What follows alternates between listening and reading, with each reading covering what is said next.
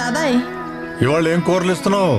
నిన్న తోటకూర తిన్నారు కదా, విటమిన్ కే వచ్చి ఉంటుంది. ఇవాళ కాలీఫ్లవర్ తినండి, విటమిన్ సి వస్తుంది.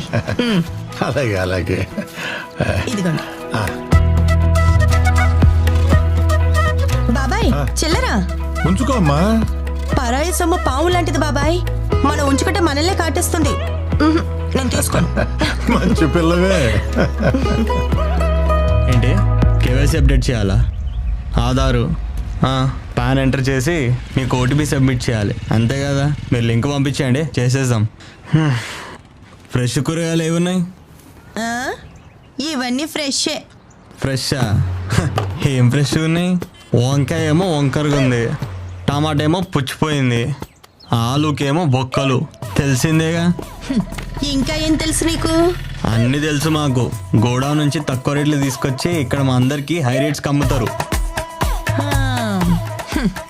ఇన్ని తెలిసిన నీకు బ్యాంక్ వాళ్ళు కేవైసీ అప్డేట్ చేయడానికి ఎలాంటి లింకు పంపరని తెలీదా? తెలీదు. అలా అప్డేట్ చేయాలంటే నేరుగా బ్యాంక్ వెళ్ళి అప్డేట్ చేయాలని తెలీదా? తెలీదు. Debit card credit card information ఎవరికి పడితే వాళ్ళకి ఇవ్వకూడదని తెలీదా? తెలీదు. అలా చేస్తే నీ ఖాతా ఖాళీ అవుతుందని తెలీదా? తెలీదు. బేరాల అడ్డమైతే తెలుసు కానీ సైబర్ కేటుగాళ్ళ చేతుల్లో మోసపోకూడదని తెలీదా? తెలీదు. కేవైసీ లింక్ మీద క్లిక్ చేసుంటే నా ఖాతా అంతా ఖాళీ అయిపోద్దని తెలిసింది. థ్యాంక్స్ అమ్మా. ముందు మీరు తెలుసుకోండి.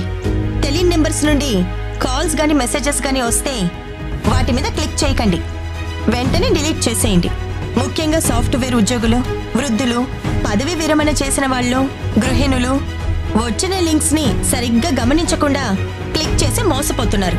ఇలా మోసపోతున్న వాళ్ళల్లో ఎక్కువ మంది చదువుకున్న వాళ్ళే ఉండటం ఆశ్చర్యం. సైబర్ కేటుగాళ్ళు రోజుకొక కొత్త పద్ధతిలో మన ముందుకొస్తున్నారు. తస్మాత్ జాగ్రత్త.